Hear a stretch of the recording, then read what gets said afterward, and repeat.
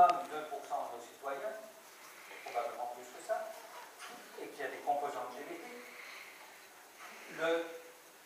L'histoire a commencé en 1940. Et dans le début des années 1900, on a commencé à comprendre, le mot allergie est venu, on a commencé à comprendre les allergies, d'ailleurs il y a un prix Nobel qui a été donné à la France pour les allergies, et on a commencé surtout à comprendre que dans les allergies, il y avait une molécule particulière, qui est aussi d'ailleurs un neurotransmetteur, ça c'est venu beaucoup plus tard, qui s'appelle l'histamine. Et on a commencé à essayer de créer des médicaments rationnels, antihistaminiques, si j'en parle, c'est que vous connaissez tout ça, contre les allergies.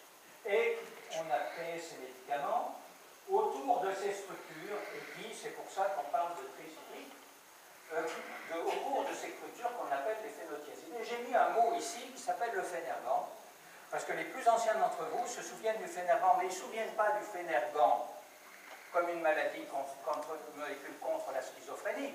Ils se souviennent du Phénergan parce qu'on en donnait un petit peu aux enfants, parce que ça les calmait. Hein? Et ça veut dire qu'on essayait de faire des antihistaminiques, mais à côté de ces antihistaminiques, il y avait des propriétés calmantes.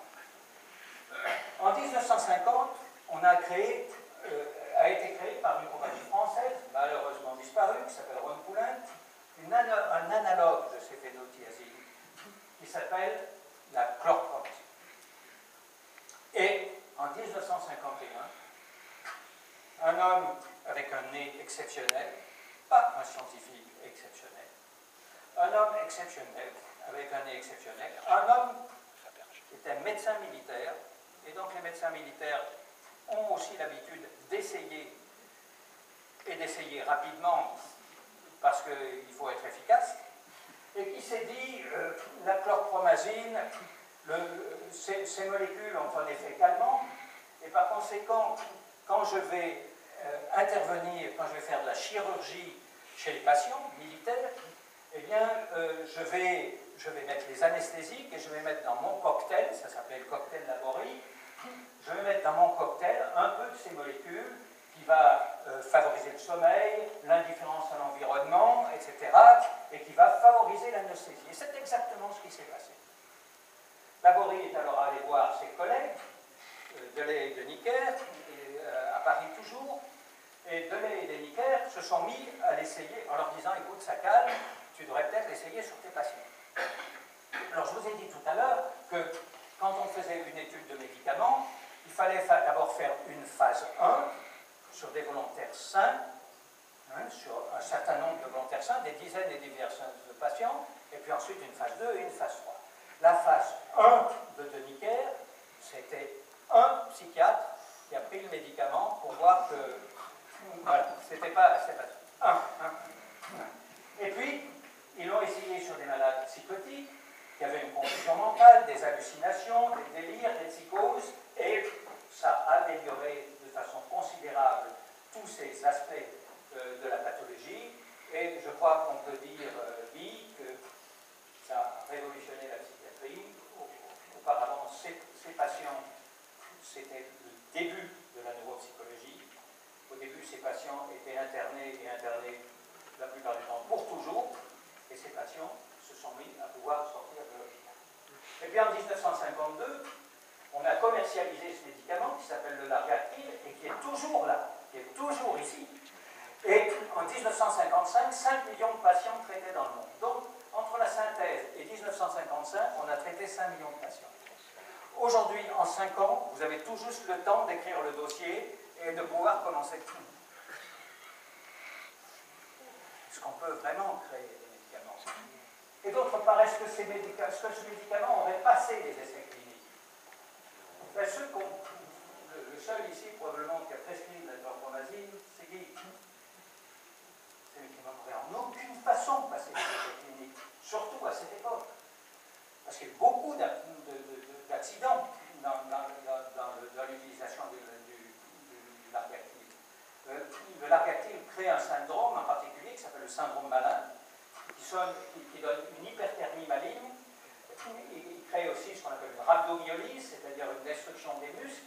Alors bien entendu, la plupart des patients n'ont pas ça, mais n'oubliez pas que quand vous faites un essai clinique, vous traitez un millier ou quelques milliers de patients, et dans ce millier ou quelques milliers de patients, il était impossible d'avoir des patients qui n'auraient pas eu cette hyperthermie maligne, ce syndrome malin, cette rhabdomyolyse, et le largactyle aurait été supprimé. Et tous les autres médicaments qui ont été créés à partir de là ont été créés par analogie. Alors ça, c'est de la science quand même. Et souvent, les médicaments sont créés par une stratégie qui est la stratégie MeToo. Moi aussi. C'est-à-dire, je vais faire quelque chose de légèrement différent, ça va me passer dans les brevets, et ça va faire le même effet, et ça va faire peut-être un peu moins d'effets secondaires.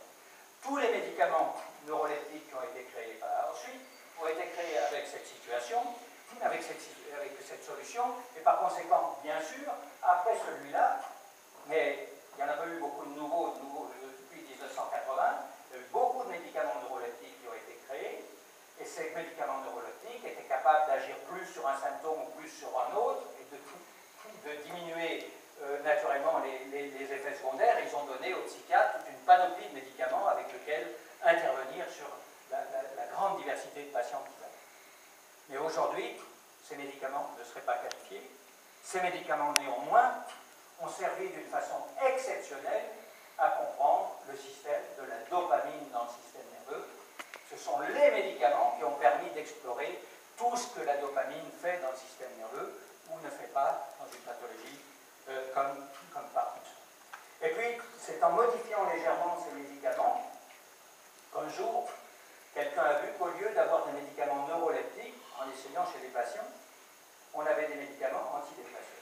Même si le premier antidépresseur dit était une molécule qui était issue des antituberculeux et qui, par hasard, un médecin particulièrement averti s'est rendu compte qu'un tuberculeux qui prenait l'isoniazide, en réalité, avait aussi de la dépression, et que sa dépression était améliorée. Aujourd'hui, ça ne pourrait pas être fait, d'abord parce que la tuberculose diminue énormément, heureusement, mais ensuite parce qu'à partir d'un patient, on ne créerait pas une série de molécules.